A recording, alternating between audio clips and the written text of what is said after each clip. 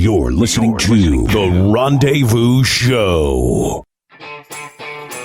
Welcome to The Rendezvous Show with Cris and Alysia. It's no secret terrestrial radio is dying. The consolidation of radio by Clear Channel and others has destroyed a once thriving industry, and while at the same time, online listening has exploded. Take advantage of this new technology, but still benefit from regular terrestrial radio. Search for internet or podcast radio shows that might be interested in your music. Send them your MP3. Make the information about you and your band interesting and easy to access. Follow up your submission with an email, Facebook message, and or a phone call. Although it's rapidly becoming a dinosaur, you can still benefit from airplay on terrestrial radio. Look for big stations that offer indie or unsigned artist radio airplay and send them your material. It's key not to forget about college radio stations. It's your best chance of getting your music playing. Send copies of your material to all local college radio stations within 100 miles of your fan base. And as always, make sure you follow up. If you know your material is going to be played online or terrestrial radio, make sure you promote it.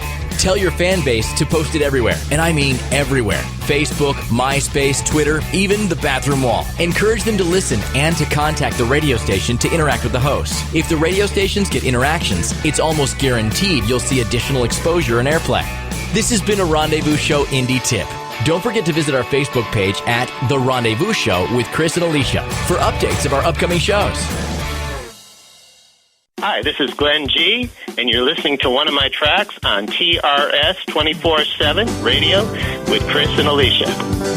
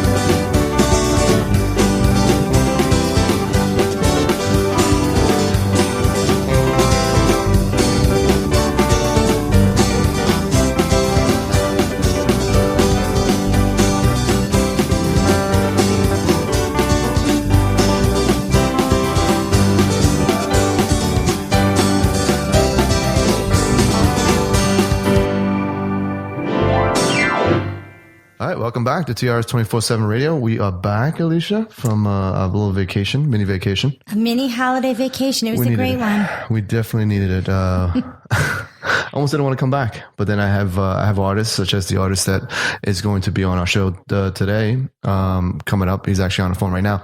That last track was entitled Instrumentally Yours by our next artist that's going to be on our station. His name is Glenn G. Tell us about Glenn G. Oh, Glenn G is amazing. Glenn G, I believe we found Glenn he found us on Twitter. Glenn is extremely gregarious. He has a great personality. He's been playing music since the 1960s. He plays folk, bluegrass, classical jazz, R&B. I mean, he does just all genres of rock. And he has a couple songs that I really like that I was just talking to him before about, that I could see myself like dancing in a bar too. He's just a feel-good musician, and his personality is really what makes him. So everybody, let's introduce musician and multifaceted entertainer, Glenn G. How are you, Glenn? Oh, I'm fine. How are you? We're doing really, really good here. And it's interesting, Alicia said that you have a great personality, because a lot of times we do meet a lot of great artists, a lot of good artists and stuff like that, but they're missing that. They're missing that one key component of being, having a total package, and that's having a great personality. But you seem to have it. Well, thank you so much. I appreciate that comment. Yeah, you're welcome. So you've been around playing music since the 1960s. How have you changed? It's 2013 now. In the past over 40 years, how have you changed personally and musically? Well, when we go back to the 1960s, I should comment on that a little bit, that was when I first started playing. I wasn't really playing anywhere at that point. I was learning. I guess it was my first accordion recital back in the 1960s. So we're going back into the dark ages there. I didn't really start playing in bands and doing more of the, out in the public stuff till the early 70s, mid 70s. But it's changed a lot over the years because I've learned to appreciate more and more styles of music and genres of music, and I've tried different things. In the beginning, I was kind of just doing the top 40, if you would. That's the only thing I could find to do. That was what was popular and selling back in the 70s. But over the years, I've incorporated country and as you mentioned, played some bluegrass, played other styles. So I've really become more eclectic in my approach than I was in the beginning. Some out of necessity and some out of just because that's what I like. Yeah, and your mix is it's extremely varied. I mean, rock to classical to R&B. You are extremely talented. Is there one of those genres that you prefer to perform more of than another? Probably, if I had my choice, the two that I enjoy performing the most, and it's not because they're my favorite styles necessarily, is country would be one. I do enjoy country, particularly traditional country. I don't get to play a lot of that, but I do enjoy playing it when I do. And the type of music that I do with my cover band, which is a side thing, which is the oldies. I really enjoy playing those. I get a lot of enjoyment out of that. It's kind of fun music. But actually my favorite, and most people would be surprised to know this, but my favorite, I guess if I had to pick one genre, style, type of music that I listen to almost every day, it's classical. And I don't do a lot of that because I'm not up to that technical proficiency for it on most pieces of music, but I do love classical music. Oh, nice. Yeah, it seems like we're speaking with Glenn G here, and indie artist, musician, multi-instrumentalist. Some of the songs, some of the tracks, and some of the titles are kind of fun, for instance, Alicia likes To Poop To Polka. Yeah, see, they go with his personality. Glenn is very upbeat and outgoing, and his music is as well. I mean, that's what I got from listening to your tunes. Do you basically when you come up with a track like that, the To Poop To Polka? I mean, what's going through that head of yours? I don't know. I don't know what's going. People have asked me, what would possess you to write something crazy like that? I don't know. On that song, and that song in particular, I just had the thought, let's do something, because I started on accordion, and of course everybody who does accordion is supposed to do polkas, that's kind of the joke. Mm-hmm. And so I thought, well, okay, I'll fit the stereotype, but I'll do it in a little country manner, but I want to make it humorous because a lot of my songs do have a touch of humor in them. I guess it's kind of a way of, there's so much darkness and so much negativity and so much bad going on in the world that I try to put a little bit of a positive spin on things and take a little humor and just make things lighter for people. And I got the idea, I don't know, for some reason it sounded good in my mind, To Poop To Polka. Hey, that sounds pretty cool. So let's do it. Then I had to sit down and figure out what the lyrics would, and actually the song itself, the melody is actually kind of derived from another polka. So it's kind of like I took an existing polka melody, put a little country twist to it, and then change the words with a little bit of humor, and that's what I come up with. We always tell artists you have to stand out from the crowd. I mean, the crowd is it's getting crowded and more crowded every single day. So you have to stand out sometimes. So I guess that's what you were aiming for as well, correct? Yeah, correct. I don't like to be like everybody else. Exactly. And secondly, I can't I hate to use the word compete, but I can't compete trying to clone somebody else. It's not going to work. Plus, like you said, the field is very crowded, so the only way that I'm going to be able to do anything is to have a little bit of a niche and a type of style and maybe a little humor, maybe trying some things that other people don't do, and put myself out that way. And if people like it, that's fine. If they don't, that's fine too, but I have to be who I am. I can't be somebody else. Right. Let me ask you a question. Have you, I know being of age, have you experienced ageism when it comes to, getting bookings and performing at certain venues and stuff like that? Well, I don't know. I mean, Aint Dead Yet, my song Aint Dead Yet is kind of about that, but it was not written from so much personal experience at a hypothetical situation. The whole idea was playing at a club with younger musicians, being invited to play with another band, and getting up there with my gray hair and looking older, and someone saying, "Hey, this guy's old enough to be my dad. What's he doing up there?" And kind of like that ageism thing that you mentioned. But then being able to play and people finding that, hey, just because you're older doesn't mean that you can't keep up with the younger people.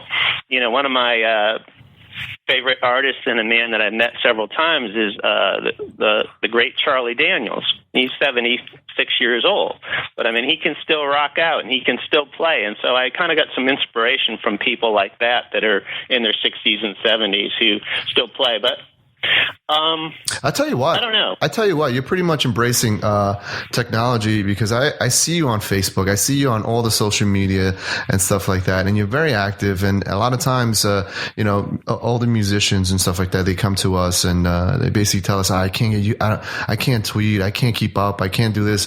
You're doing a really good job of keeping up with definitely with your fans and friends. Because I feel totally inept in well, like, you don't. It's like social media is not my thing. Well, you're doing a good job. Is someone else doing it for you? Because you're doing a pretty damn good job. No, I do. One of the things, and I hope that, and one reason why I've kind of partnered with you and Alicia somewhat is that, it's hard to do everything yourself. Mm-hmm. You need help from the outside, but pretty much I've done everything myself up to this point, with the exception of the band, which is a separate entity. Everything is me. All the instruments, me. The recordings, me. The songs are me, except for the covers. The tweeting's me. The whole thing is me. So,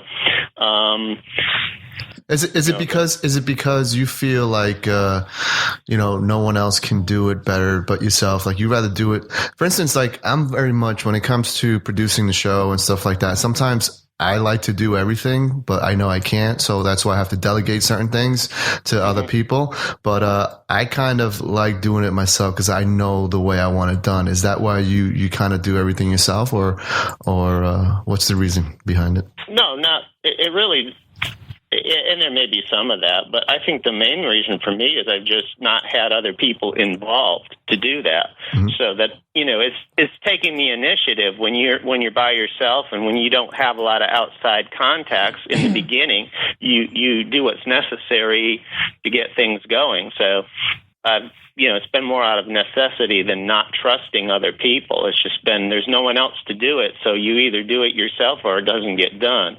But I'm certainly open to working with others. And, and one of my things that I mention a lot is collaboration or cooperation or working together, because I'm not a lone ranger by design.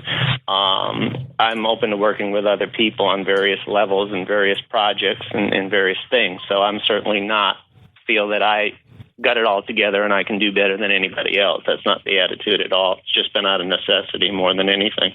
It's so funny because I was just going to bring that up. One of the things that Cris stresses is ESE. Everybody support everybody. And one of the biggest mistakes that musicians make is they are selfish. They only look out for themselves and what they want. But you, from jump, were the complete opposite. I think that's what drew us to you, is because you support everybody. You want to collaborate with everybody. And that is one of the biggest things an indie artist can do to become successful and advance their career. Were you always as outgoing and giving, or is this something that you learned through a personal, maybe a mistake or experience?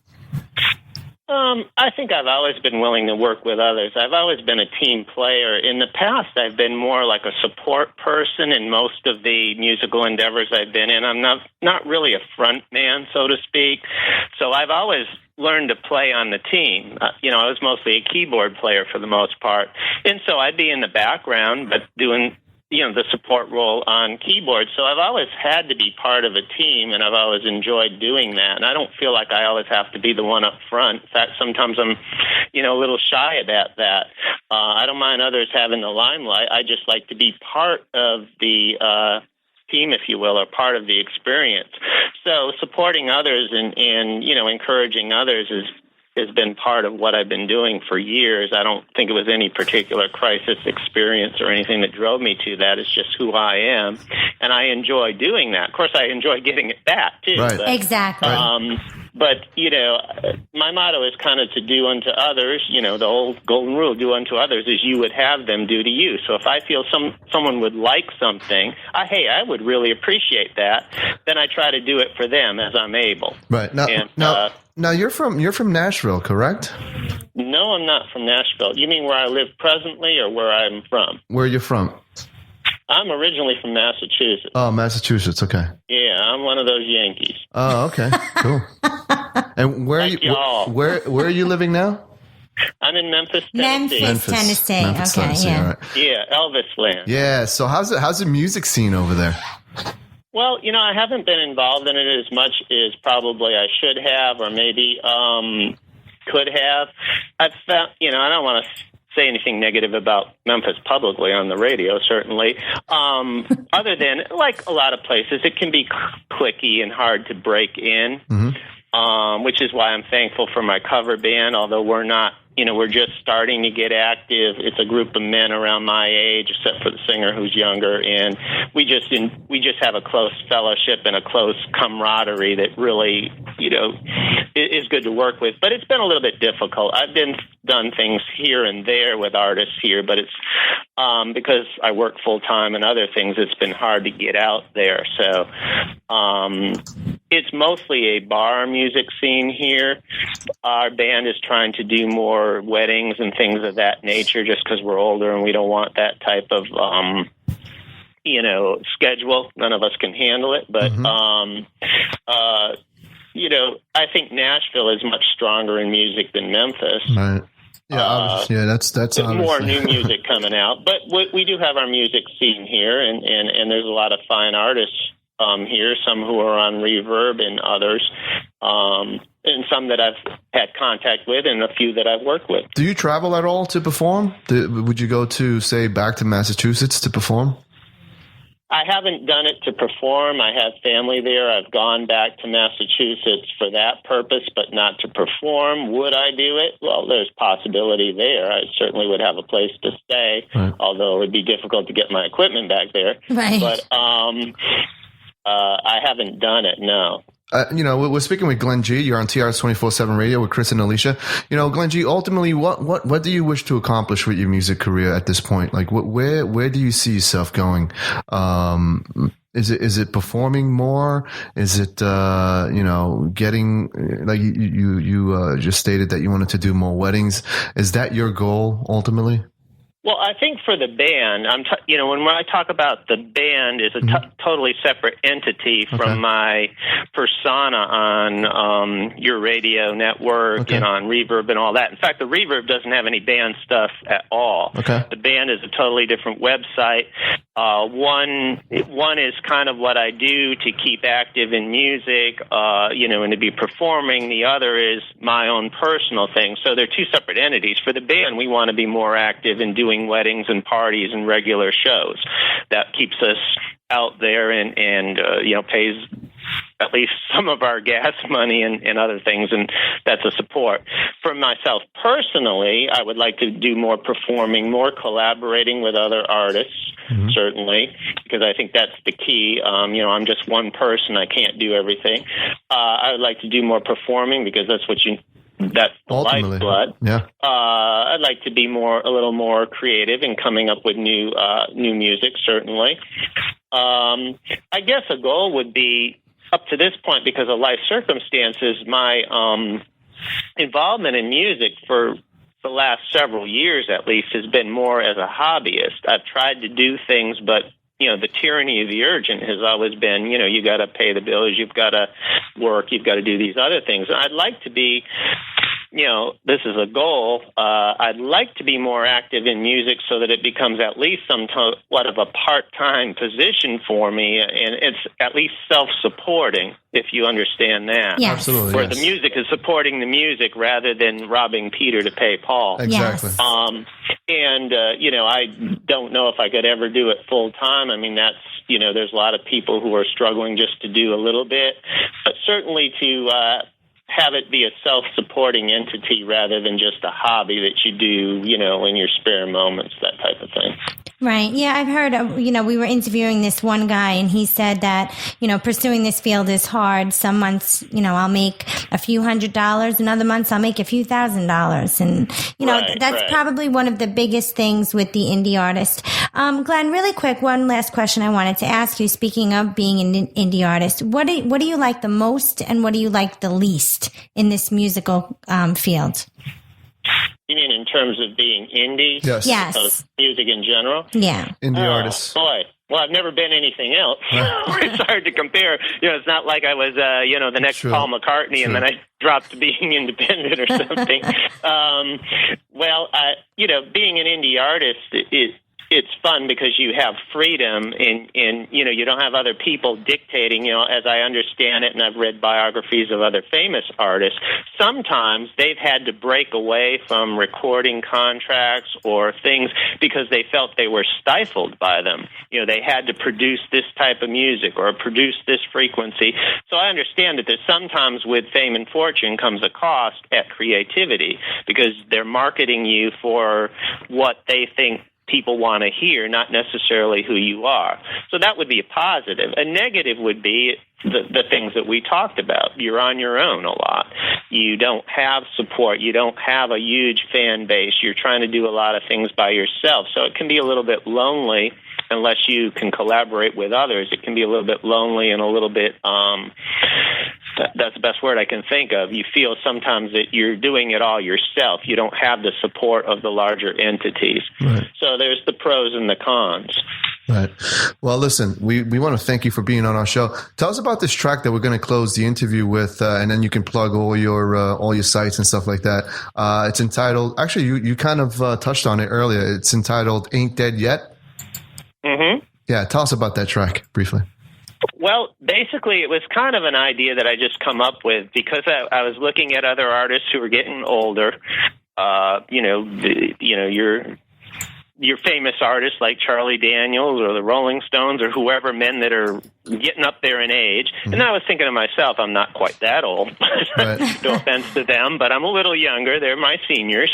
But I was thinking, here a lot of these newer artists are coming and they look young and they look in this. And I was thinking, the hypothetical situation. I'm in this club or I'm in this party and the band says, hey, Glenn, why don't you come up and play with us? And I stand up there and I'm in contrast with this, white hair and I look like an old dude and some gal in the front says, man, this guy, he doesn't know anything. He's old enough to be my dad. And then I start playing and they're like, yeah, this guy can rock out. So it was kind of a story. And then it's funny, I don't want to take too much time because I don't know how much time I have here, but it's funny because I was talking with a young musician up in Connecticut, who's actually my daughter's fiance, and he was saying, that song actually happened to us. And I said, well, how so? He said, well, we have an older member in our band. I guess it was the drummer. They play in like a hard rock band up there. Mm-hmm. And he was saying, one time we went into this place and someone made a derogatory comment against our drummer, like, man, why do they have this old dude on the drums? Why don't they have a young guy? And as soon as he started playing, he was really doing some great riffs and stuff.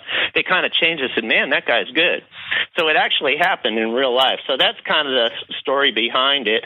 Just like, well, yeah, I may be getting old, but I can still play. Awesome. And I can still do what I always done. And, don't look at older people, whether they're famous people or whether they're indie artists or whatever, as, not being able to play, because we can play with the best of them. Exactly. And it's a great theme for ageism, people who are being whatchamacallit, what's the word I'm looking for, Alicia? Discriminated against because of ageism. But anyway, give us all your links now. Let people know where they can contact you. Your Reverb Nation, your Facebook, and all that stuff. Okay. Well, let me see if I can remember them. Sometimes they don't let you use the same name, so it's like it's memorizing these dumb passwords for every account. It's like, what's my password for this bank and that bank? That's what I hate about computers. But anyway, that's another story for another time. Reverb Nation is www, of course, reverbnation.com/Glenn G. That's easy. Awesome. I believe SoundCloud is the same, soundcloud.com Glenn G. Facebook is a little tricky because they wouldn't let me have what I wanted. So Facebook is facebook.com/Glenn G Music Page, because everybody took the other ones. Awesome. So I'll protest, but that's what it is. Awesome. Well, listen, we want to thank you. Twitter is Glenn G57. Glenn G57, yeah. Glenn and there's some other ones that if anybody, contacts me on the main ones, I can give them some other sundry places. I just saw this. You can simply go to Glenn G at Reverb Nation. There, he has all his websites, all his social links on the bottom there. You can simply click on that. So listen, we want to wish you a great 2014 and a very successful one at that. And we'll definitely be in contact. Well, thank you so much. Oh, you're welcome, Glenn. And Justine, our intern, Justine from Day to Day with Justin Reed, did a beautiful write-up on you. So we'll be posting that on our website in the next 2 days. Great. Well, I'll look forward to seeing it. Yeah, awesome. Thank you. Awesome. Thank you very much. And we'll be right back right after this here on TRS 24/7 with Cris and Alysia. Hi, this is Glenn G, and you're listening to one of my tracks on TRS 24/7 Radio with Cris and Alysia. Invited to a club the other day. The band asked me up on the stage to play, but a girl in the front, she looked so mad. She said, "This guy's old enough to be my dad." Then I told her something that she'll never forget. I said, I may be old, but I ain't dead yet. Well, I may be old and I may be gray, but I can still rock and I still can play. So don't you go get me so upset. 'Cause I may be old, but I ain't dead yet.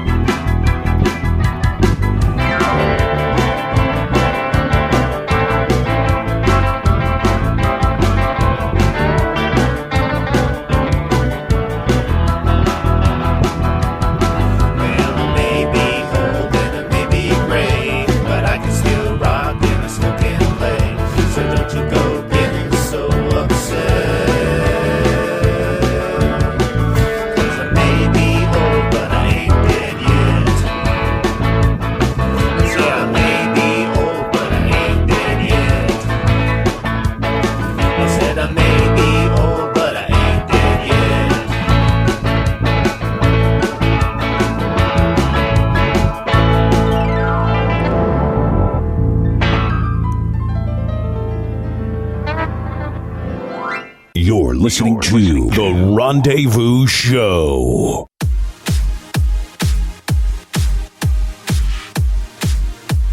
This is Alicia Stern from TRS 24/7 Radio. TRS 24/7 is a radio broadcast that airs non-stop indie music from around the world.